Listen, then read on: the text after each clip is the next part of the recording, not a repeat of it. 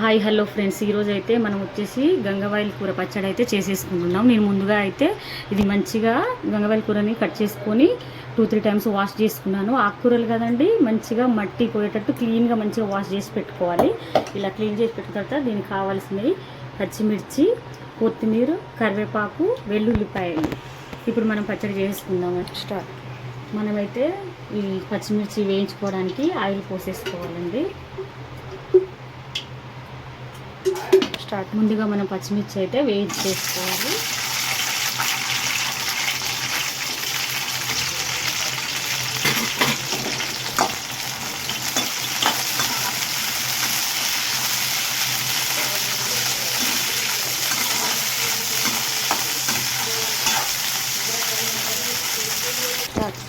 దీంట్లోనే వెల్లుల్లిపాయలు కూడా వేసుకోవాలండి. వీటితో పాటు వెల్లుల్లిపాయలు వేయించేసుకోవాలి.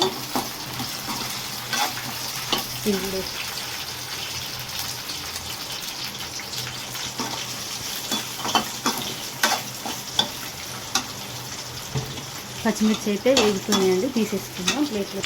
ప్లేట్లోకి అయితే తీసేసుకోవాలండి, పక్కన పెట్టేసుకోవాలి.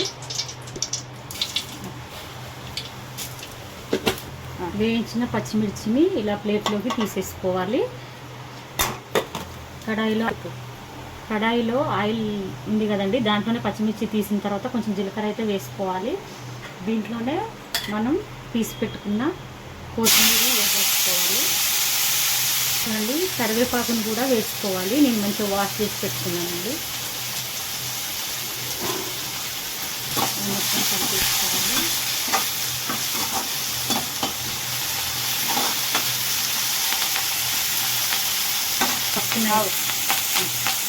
దీంట్లో పసుపుని వేసుకోవాలండి.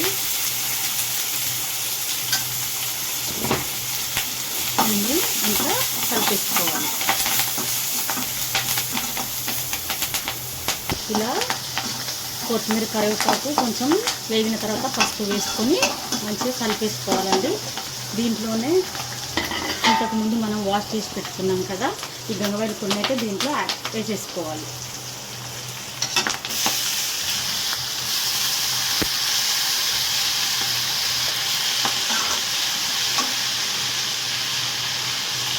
ఇది మొత్తం కలిపేసుకోవాలండి.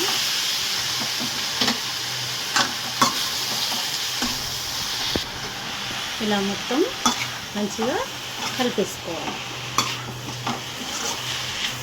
ఇది కొంచెం మగ్గేంత వరకు మూత పెట్టి ఉంచుదామండి. ఇది మగ్గేంత వరకు మూత పెట్టేసి కొంచెం సాల్ట్ని కనుక వేసుకున్నట్లయితే తొందరగా మగ్గిపోతుంది. ఇంకా సాల్ట్ని వేసాను,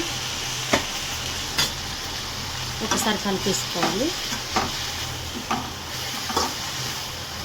గంగవాయిల కూర చాలా మంచిదండి, ఒంట్లో వేడిని కూడా తగ్గిస్తుంది.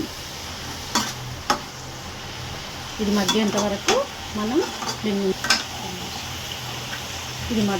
మూత పెట్టేసుకుందామండి. మన గంగవాయిల కూర మగ్గిపోయింది, చూద్దామండి. చూడండి, ఇలా దగ్గరికి వచ్చేస్తే కలర్ చేంజ్ అయింది. చూడండి, ఇలా కనుక వచ్చినట్లయితే ఇది ఉడికిపోయింది. ఇప్పుడు మనం మిక్స్ చేసేస్తున్నాం.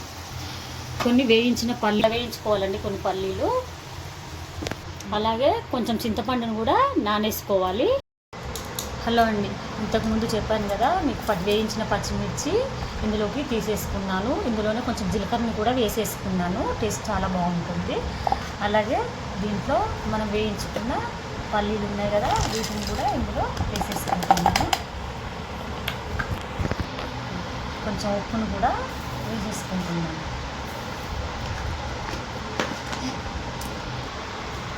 మనం వేయించుకున్నాం కదా, ఇప్పుడైతే ఇందులో వేసేసుకుని మిక్సీ పట్టేసుకున్నామండి.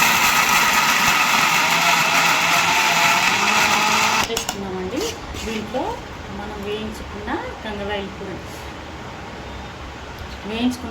కూరని అయితే వేసేసుకుందాం.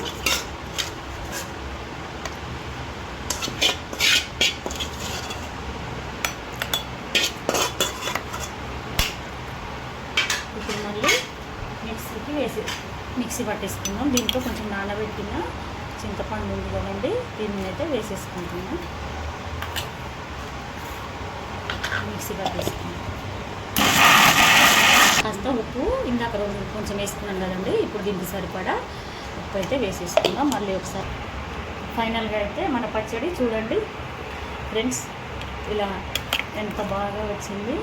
దీంట్లో అయితే మనం తాలింపు వేసేసుకున్నాం చూడండి, ఇలా వచ్చేస్తుంది. ఫైనల్గా మనం గ్రైండింగ్ చేసేసుకున్న తర్వాత చాలా టేస్టీగా ఉంటుందండి పచ్చడి. మీరు ఒకసారి తప్పకుండా ట్రై చేసి చూడండి, తర్వాత మీరే కామెంట్ పెడతారు ఎంత బాగా వచ్చిందని. సబ్స్క్రైబ్ చేసుకోండి ఫ్రెండ్స్ మన ఛానల్ని అయితే.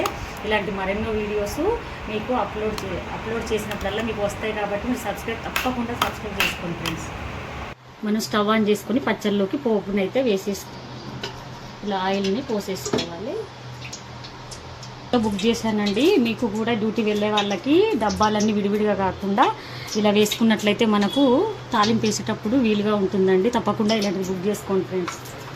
ఇందులో మనం జీలకర్రని అయితే వేసేసుకోవాలి.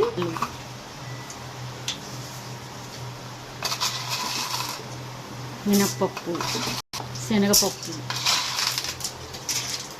2 స్పూన్స్ అయితే వేసేసుకున్నానండి.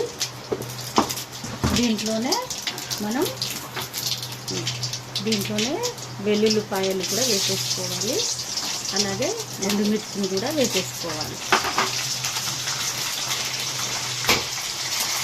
చూడండి ఇలా వేసేసుకొని తాలింపునైతే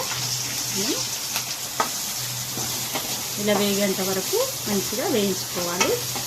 తాలింపు గింజలు, ఎండుమిర్చి, ఉల్లిపాయ మంచిగా వేగేంత వరకు వేయించేసుకోవాలండి. దీంట్లోనే మనం ఇంతకుముందు కూడా వేసాం కదండి, ఇప్పుడు ఒక దెబ్బ కరివేపాకు అయితే వేసేసుకుందాం.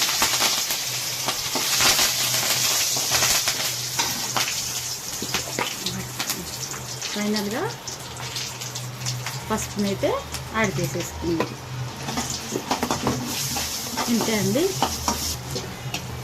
పచ్చడిని ఇందులోకి తీసేసుకోవాలి. ఇలా మొత్తం కలిపేసేసుకోవాలి. ఇలా తాలింపులో మనం పచ్చడిని వేసేసుకొని స్టవ్ ఆఫ్ చేసుకోవాలండి. ముందే తాలింపు వేగిపోగానే దీంట్లో ఇలా వేసేసి కలిపేసుకోవాలి. అయిపోయిందండి.